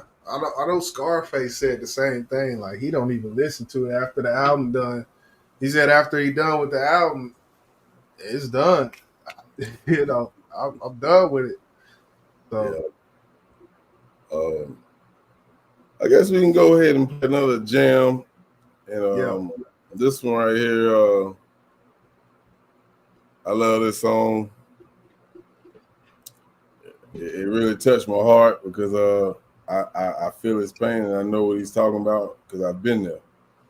And that's one thing that he spoke of and we spoke about is music that you can relate to. And I think D-Love knows the song, and I talked to her about the song as well. This song right here is called Tattooed Tears. And he lost his brother as well. So when I heard him speak of it, I heard the hurt, I heard the pain. So I said, you know what? I got to add this to my playlist because I feel it. So I'm going to go ahead and play this one right here. It is called Tattooed Tears. Y'all check it out.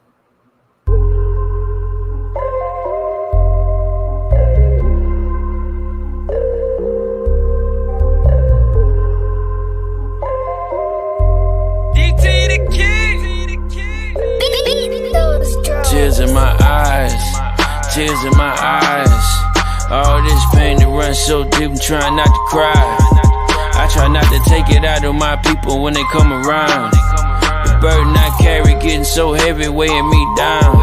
But ain't no slowing me down, not missing the beat. I ride around with the blick on the seat. Even when we on the losing street, not once have I thought about switching my team. The odds been stacked against me since I was born. Nobody gave us a coin, nobody gave us a choice. We had to weigh it up, bag it up, flip it and get off the porch. I learned how to just cut niggas off without me feeling a bitter remorse. The last thing I need is a fair weather friend that ain't gonna stand and weather the storm. Niggas ain't cut like me. I only got love for the niggas that's just like me. I never sleep in these fuck niggas still trying to crush my dreams. Tears in my eyes, tears in my eyes. I watched my brother die and I still couldn't tell him goodbye. I'm hoping it gave him some comfort to know I was right by his side. I wish I could save him, I wish I could do something other than cry. Feel like a piece of me missing inside. I know it's supposed to get better with time, but guess I need more time. Still going, turn me up, I'm in rare form. My little brothers be popping man-made pills and I'm really scared for them. God bless my offspring, set them all up with trust funds. Anybody that decide to step in my way is gonna get stepped on. All gas, no brakes, no, I'm gonna keep it pumping like Exxon. I'm already knowing it's a cold world, so I gotta dress warm. Tears in my eyes, tears in my eyes. Tired of trying to hold it all inside, I just wanna cry. Man, I miss my brother, I wish I could mail a letter to the sky. Tears in my eyes, now you know why. Tears in my eyes, tears in my eyes. Long little pill. This spotlight number 4, Don Trip. Yeah, I heard him say that long there. Yeah. So I'm guessing that's his mother.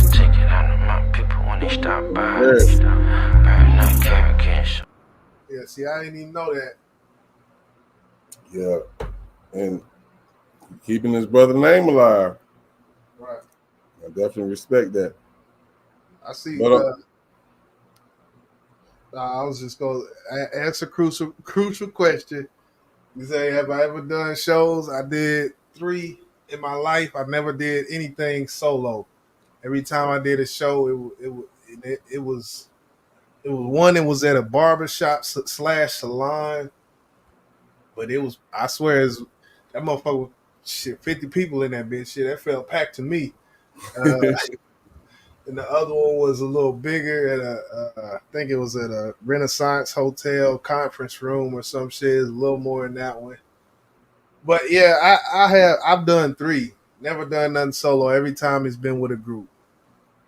4, 5 people, in which, same thing like this, engineering all the music and, procuring the type shit. But, I ain't got no problem with that. Yeah. We did some shows. As well. I know Crucial. That motherfucker love performing. Can't take it from him.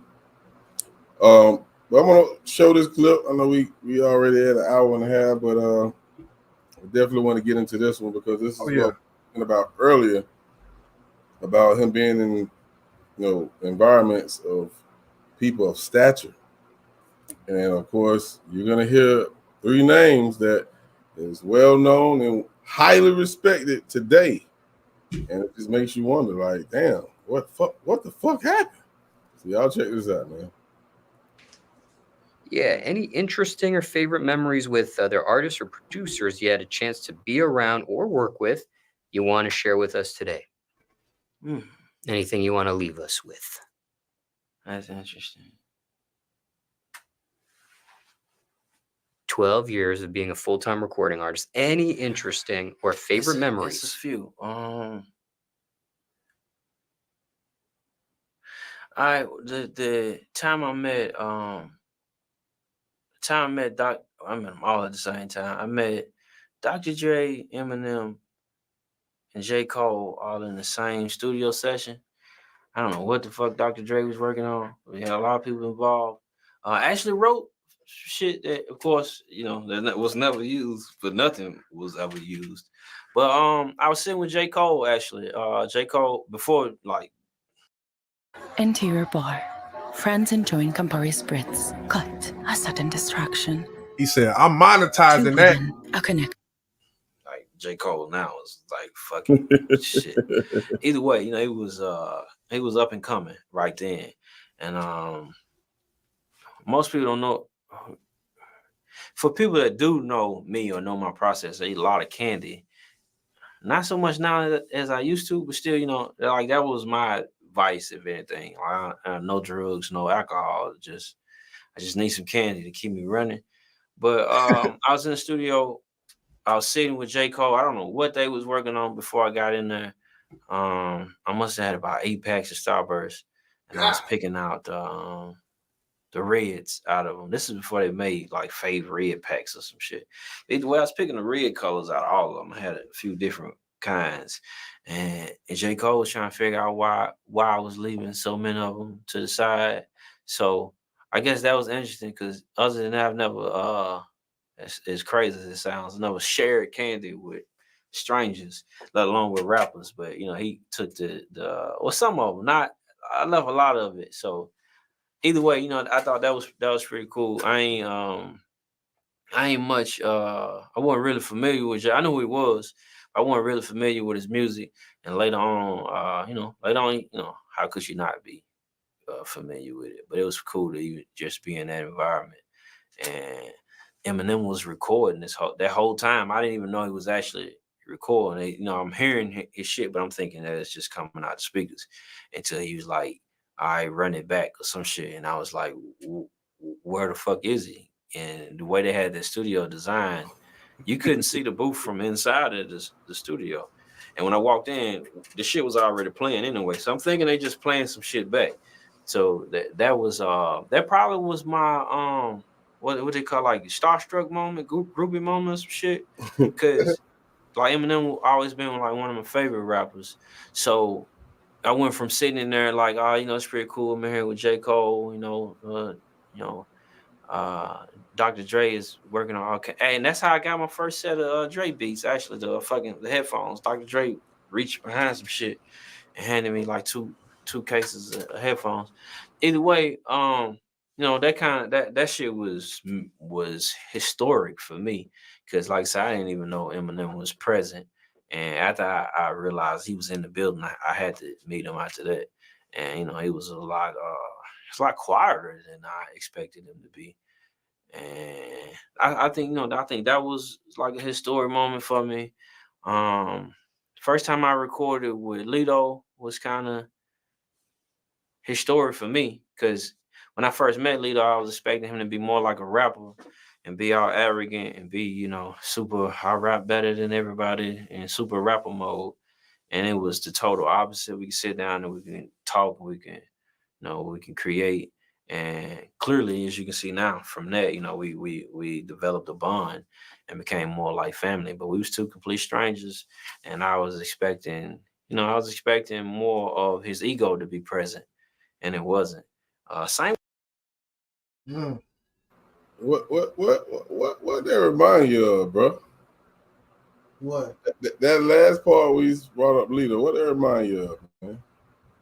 A lot of things, to tell you the truth. Well, it definitely remind. I mean, we never met personally, but you know, we ended up doing music together, you know, virtually. Right.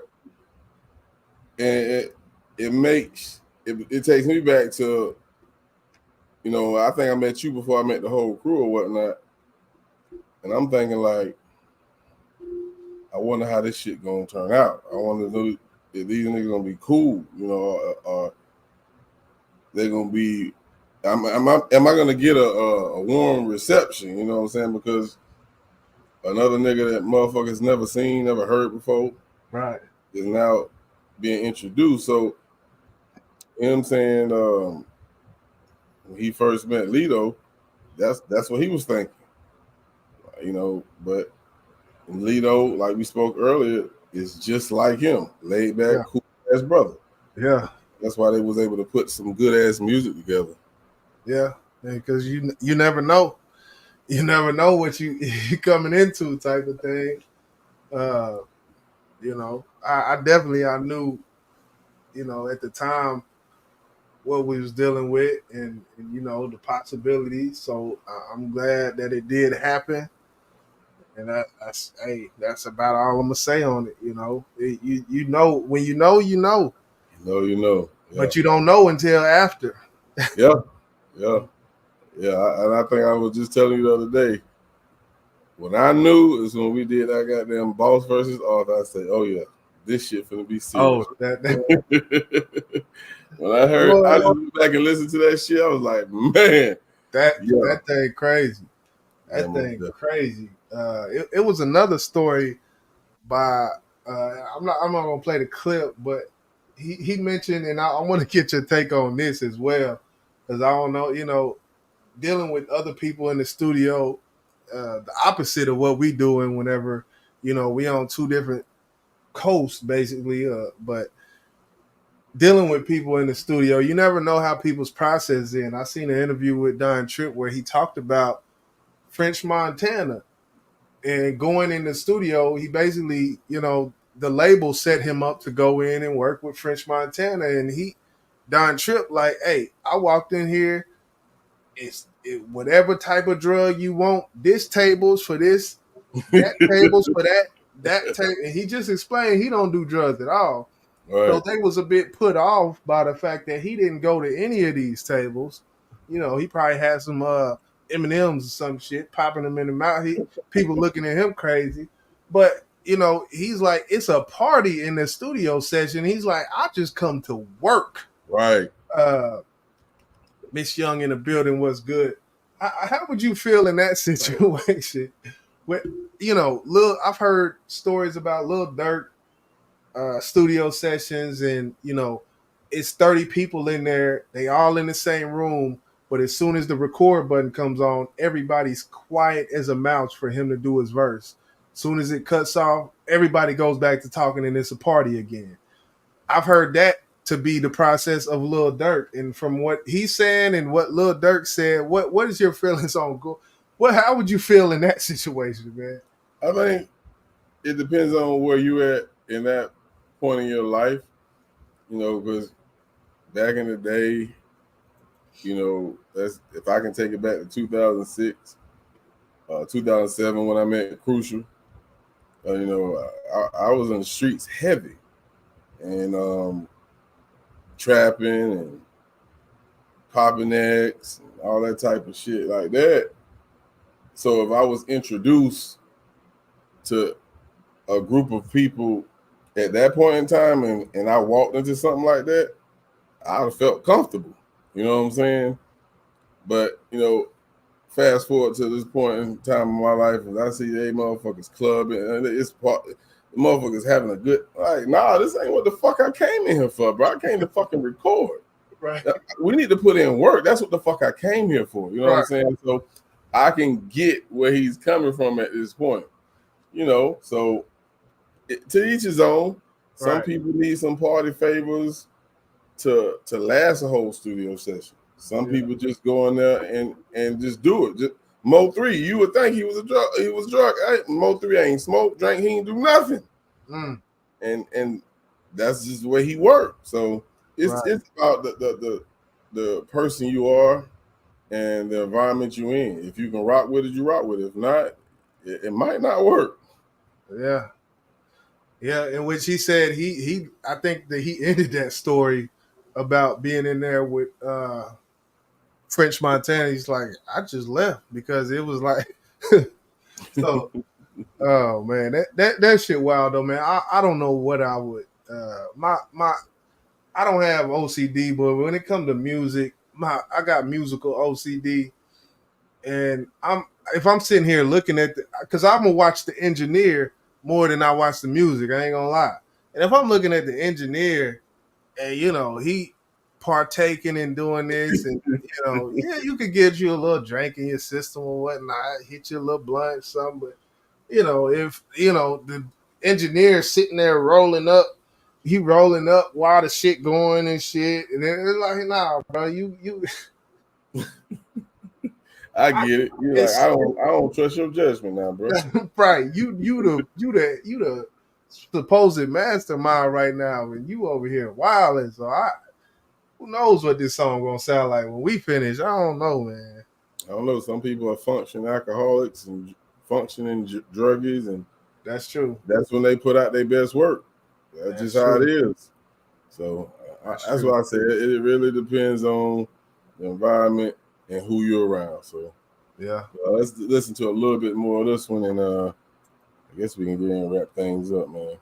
Yeah. Wait, with Dolph actually. My first time recording with Dolph, I really wasn't familiar with him. He was coming up then. Either way, you know, we got in the studio and we started working, and it was like a mutual respect thing. And same with Star, you know, it's just, you know, we developed a personal bond from that. And just seeing them work, they work we all work like 3 different ways, but just experiencing that, I think that was pretty cool. And then, you know, as Dolph, you know, escalated in his career, he became more and more of an artist. When he first started, you could tell like this was a hustle for him when he first started. And even though I doubt Dolph ever really cared about, like, you know, like I'm gonna go in here and I'm gonna say the hardest punchlines or whatever the fuck, I can't picture the idea that Dolph cared about that. But I think the further he got in it, he started to enjoy it and he started to love actually create music. And that was fun to see the to see it in person, to see the transition from, he rapping because he in a trap and he can do it, and he got the he got the swag for it, and then he made it to a point where shit, I know what I'm doing, I can do this shit. And, I think that was great. Now that you've mentioned these 3 different memories, I'd like to dissect them just a little bit further. Okay, let's start with the very first one. Okay. Where it was you, J. Cole, Eminem, and Dr. Dre. Was this these? I mean, you were once signed to Interscope, and all these artists you mentioned. I wasn't signed yet, actually. I wasn't signed to Interscope yet. Because all these artists you just mentioned were all Interscope artists. Right. J. Cole, Eminem. J. Cole was Interscope. I know J. Cole was with Jay-Z, but I don't know if he was ever Interscope. Rock Nation. That's that's beyond me. But Hey Meta, take a photo. I mean, there's a few more people in the studio at that same time. You had Polo the Don was in there. That's Interscope. And Jimmy Iovine was in there. That's Interscope. Right. I mean, of course, you're right. But that's what I'm saying. I just don't know if J. Cole was in the scope at that time or at any time, really. I think he was Rock Nation. That was something. I don't know. I don't really even know how I got the opportunity to be in that space. I didn't set that up. I wasn't expecting that. I didn't. Nobody called me and planned that. I went I came to Detroit to meet with Jimmy Iovine. That just so happened to be where we met. And it wasn't like a fucking surprise party or a welcome party or no shit like that. I walked in and them people was already working and Jimmy was doing something else. So, they told me just wait in there. And in there was the studio. And, I feel at home in the studio anyway. So when I sat down then, I didn't even notice, the environment I didn't notice the people in the room. I could see, you got an engineer and it's a person right here writing. But other than that, I didn't really catch it until I sat down and Dre came out of something. And when he came out of something, of course, I noticed Dre firsthand. We spoke, we talked for a second. And then, I pay attention now that it's a person. I knew it was a person beside me. I never focused on who was beside me. But that's when I realized that J. Cole was beside me. Because wherever the fuck he came out of, that's who he was initially talking to. And then, we spoke, we introduced us. Of course, I introduced myself. There was no need for Dr. Dre to introduce himself to me. I'm certain he knew that already. But I want to pause it there because he actually, I believe he said it so far. While he was there in the studio, he was a writer. If you heard in the very beginning, he said he wrote some shit, but it was never used. So obviously he was respected as a writer before he even became, I ain't gonna say before he became an artist because he always been an artist, but before he became known as Don Tripp the artist, Dre reached out to him to come to his studio to write. And it's still mind-boggling to me that he's at the level he's at, which I'm not trying to diminish the work he has put in as an artist and who he has become. But of course, we do the spotlight because we feel like it don't got enough shine on them. So let me ask you, why is he not recognized as the dope artist that he is, man? Because it ain't very many that's mainstream that's fucking with Don Tripp, bro. Man,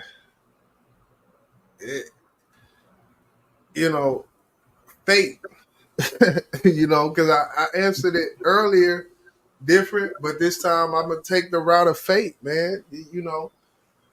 Timing, fate, things like that's out of his control. I feel like at a certain point that does take place as well. Of course, we know it's not just about talent.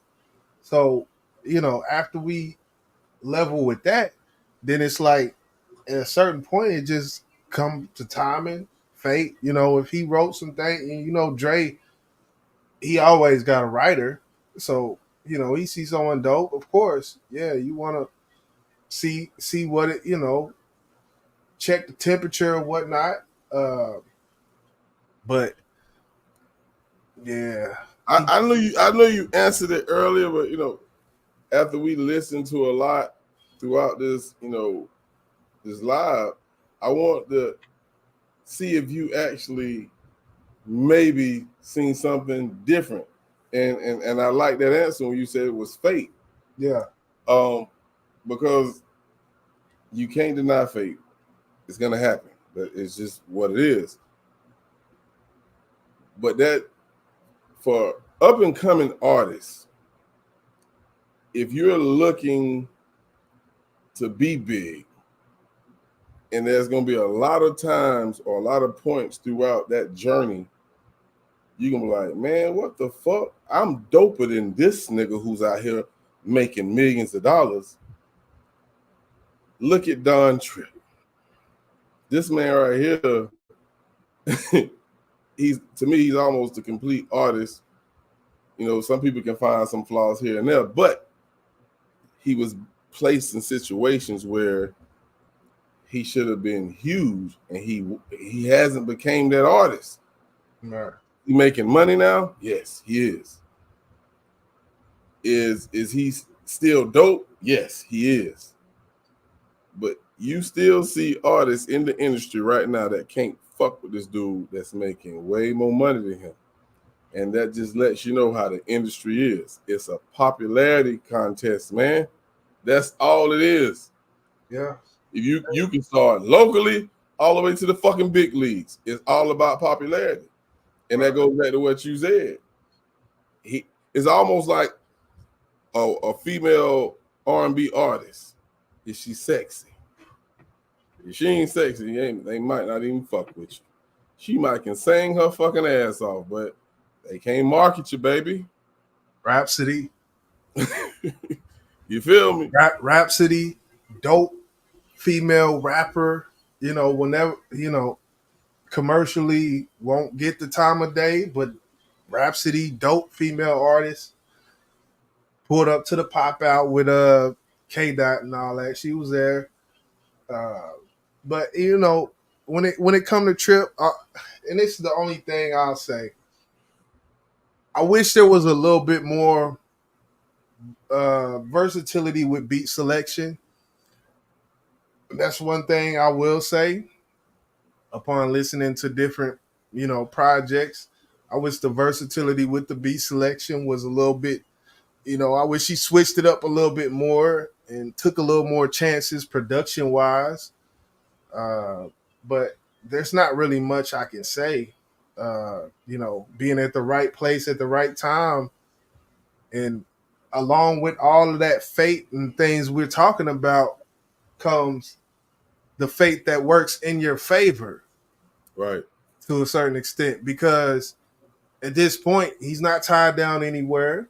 He put out music exactly when he want to. If he don't want to put nothing out, he don't. If he want to drop 2 weeks apart, 2 different EPs, he could do it because he's not tied down. So there's pros and cons to all of that, man. And to when it comes to artist freedom, creative control, and all of that stuff that I talk about and that I cherish myself, I can see him not being where commercially receptive he might not be, even though he is, you know, dope and all that, even though he might not be commercially, he can do these things. He can move exactly how he wants to, and that has to be respected in the same light, I feel like.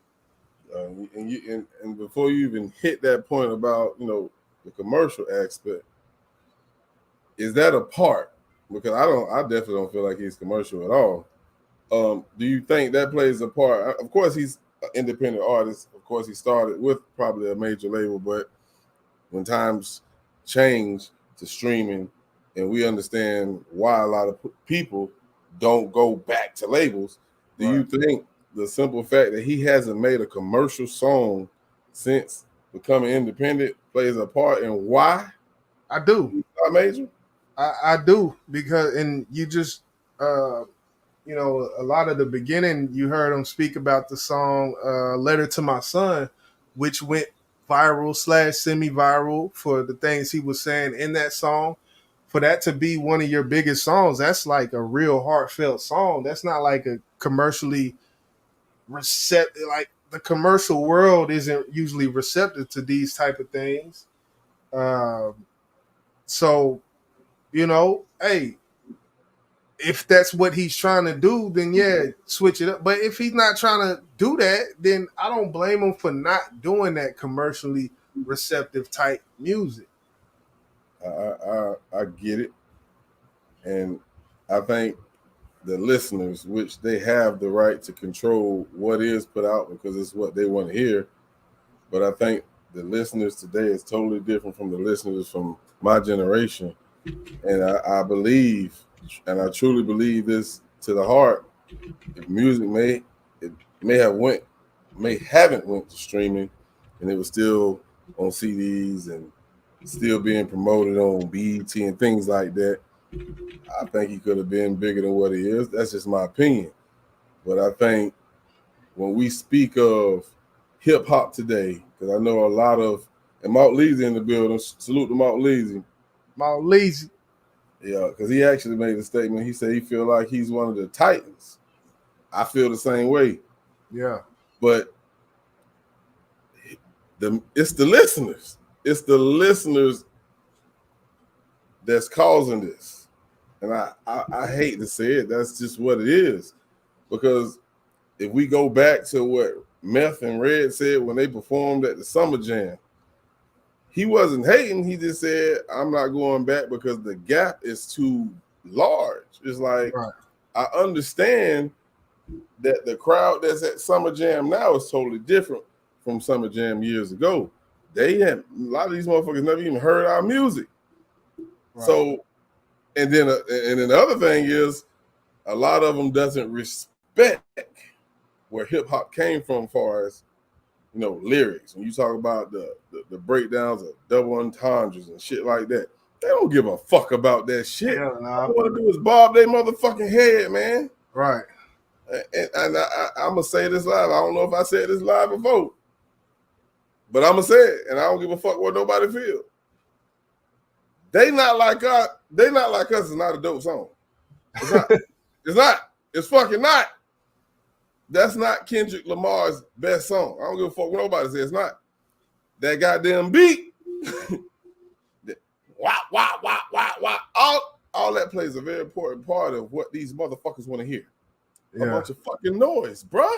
I'm sorry. Somebody gonna say, like, you reach. No, the fuck I ain't. Commercially viable, something you can, you know, if somebody just say, they not like us, they not like us, they not like it. Of course, the crowd can sing along to that very easily. Very easily. So, salute to Timothy Taylor in the building. What's good? Mauleezy say this man Trip has been dope. Starlito just had a little more marketability, and to a certain extent, I think the marketability, when you speak about that, I believe it's true. I think that certain marketability kind of is tied into the drug culture within hip hop. Because for me, whenever I first heard of Starlito and I heard a Trip, well, I heard of Starlito first, but you know, Starlito, his delivery, just how he is, you know, he was talking about sipping drink, and that was kind of going along with what we heard a lot of, and it was popular at the time. So I definitely understand, and I do think at the time when Lito and him did the Step Brothers album and did all that, I believe, yeah, Starlito was definitely more. And plus, the thing with Starlito is he was with Yo Gotti, I think, for real. Like he was doing before Step Brothers, he was doing other things. So I heard of Starlito way before I heard of Don Trip. I heard of Don Trip around Step Brothers, but I actually heard of when I heard of Don Trip, I heard of Starlito. cause my homie, which I haven't seen this nigga for forever. I want to know where the fuck he at. Homie Right. Jeff, Yellow Boy, they call him in Brunswick. He the one who introduced me into these niggas, and ever since then, I've been rocking with both of them. But I kind of, there's this word again, relate more to Don Tripp. But Right. both of them motherfuckers are dope as fuck. Oh, and yeah. matter of fact, I think Starlito actually just did a song where he actually talking about his daughter. That song was hard. I forgot. I was meaning to bring that song up, but yeah, that last video Starlito did, that was dope, man. He in his living room playing with his kids and telling the importance about, you know, how he grew from having the kid, and you know, it was definitely a dope song. I think everybody should go listen to as well. But as far as, you know, his content, it definitely has changed. As far as Don Tripp, what he said he started off talking about to what he talks about now is different, and you see growth in both of them brothers, man. So I salute to both of them brothers. Yeah, most definitely. I just wish, again, the spotlight would shine on them a lot more than what it is, and it's a lot more. And if y'all continue to follow us here on the Bank Channel, we're gonna bring more spotlight on more artists, because we are artists and we understand how it feels to be a dope artist and don't get the love that you deserve. And I don't know if that's arrogance or confidence, but goddamn, I'm still gonna say it. Yeah, it's confidence. It's confidence. It start in Long Leezy just said, at war with myself. Yes. Yeah. That project right there for Starlito was like, okay, this brother talking about something. He ain't just talking about, you know, he was talking about what he was talking about, but that project, At War with Myself, and there was another one around the same time where I was like, okay, you know, his delivery at first, it was like, why is he rapping? I came into this world about the same like he had a very, you know, it was the slow flow. I don't mind slow flow, but it was like the you know, the whole today, man. Yeah, it was the ambiance of what he was doing. It was different, and I respect that, because if you listen to a Starlito song, you'll never be confused that it's anybody else's song. Like there's no, it's the originality factor for me when it comes to Lito. Yeah, and we could have did the same live on Starlito. Exactly. You feel what I'm saying? That's crazy. Because both of them are in the same category. Man, it's an eye opener when like I said, when you're an artist, an up and coming artist, or you know, you've been doing it as long as I have, and then you see somebody who's been doing it just as long, if not longer, who had a taste of that mainstream environment, and you still don't kick that door in, and you are dope. Tell me where the fuck that shit makes sense. I'm sorry, I can't leave that shit alone. Man, hey, it's one of the, you know, it's one of them. Do he want to kick that door? That's the. I think with that question you ask, you can't. You know, they say don't ask a question with a question, but from his actions, from his interview, do he want to kick that door down? Because he might know what's behind that door. For him to be in these places that he's been, in the studio with M, Dre, J. Cole, like French Montana, he's seen what's behind that door. So that might even be more of a cautionary tale of, like, this is a man that is a brother got his head on his shoulders, and he's not choosing to do that. So there must be a reason behind that shit. You feel me? I get what you're saying. Yeah. And maybe it would take a motherfucker like us or you to ask that fucking question, because I don't think nobody ever asked that question. Like, how do you feel about not being that mainstream artist that you should be? Maybe we could get that answer, but when you are invited to the studio with Dr. Dre and Eminem's there and J. Cole and Polo the Don, all these artists and producers in one room, you are respected. and it's not even the fact that you put out an album yet, but you respect it because of your talent. Obviously, I heard your music some fucking well. Right. And I just don't understand because he's dope, man. He's fucking dope, man. That's why we do it in the spotlight. This is number 4. We will be coming back. I think the next live stream we're gonna do topics. We're gonna talk about things going on in the world with the Big Business Podcast episode. 29, 30, something at that point. But we coming back with that, and then we'll be back on In the Lab. I think I got to choose the next person. Yeah. That we do. So I'm probably gonna take it up to the East Coast because we've been a little Southern bias with this situation. So I'm either gonna take it to the Midwest where I was born, or I'm gonna take it to the East or to the West. But we it ain't gonna be a Southern artist next time. I'm sorry to say, people. I love the South. I'm in the South. I'm in Dallas, Texas. So I love the South, man. We did Devin the Dude. We did Don Trip. We did who else? We did Young Dro. Young Dro, yeah. I swear it was one more, or maybe it wasn't. I hope it is because that's only 3 you just named. I think we might have counted the K Reno interview as one. Yeah. So that's what it was. Yeah, K Reno. In which that's a Houston artist. So definitely salute everybody. If y'all have not hit that like button when y'all step through the door, definitely wipe your feet off at the door, man. Help us out with that one time. It's definitely free.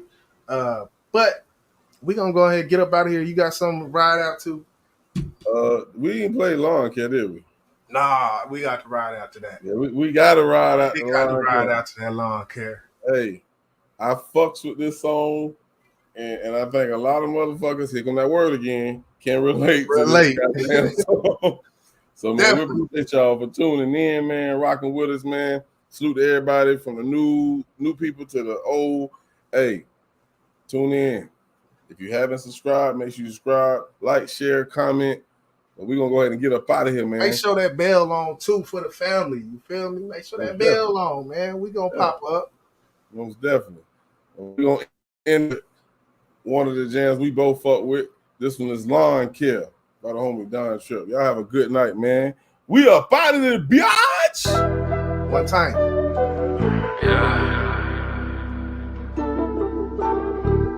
You can't trust everybody. Damn, dude. Sometimes we learn that the hard way.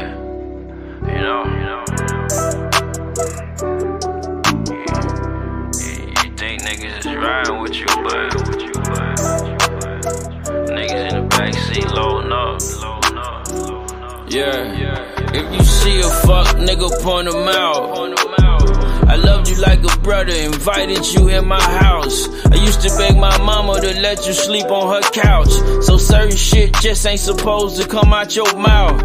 This is how you repay a nigga that helped you out, that put you on your feet and helped put some food in your mouth, and took care of your fam while you was in the can. And you a totally different man out on free land. Now you in your feelings cause I ain't holding your hand. Like I ain't sacrificed what I had to give you a chance. Ungrateful ass nigga, silly me for trying to go and make the bag with you, just to watch you switch up.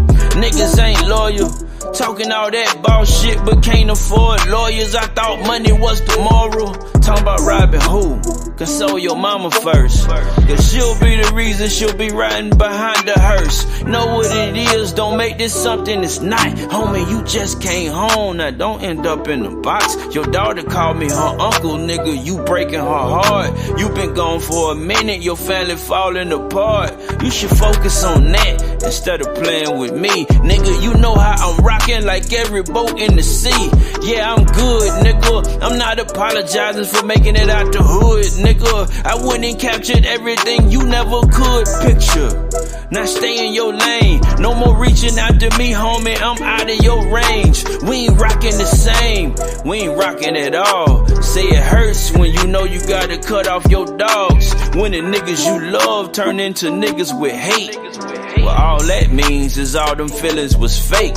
When the grass too tall, it's hard to watch for the snakes, but that's okay because today is one hell of a day to landscape. Yeah. Today is one hell of a day to landscape.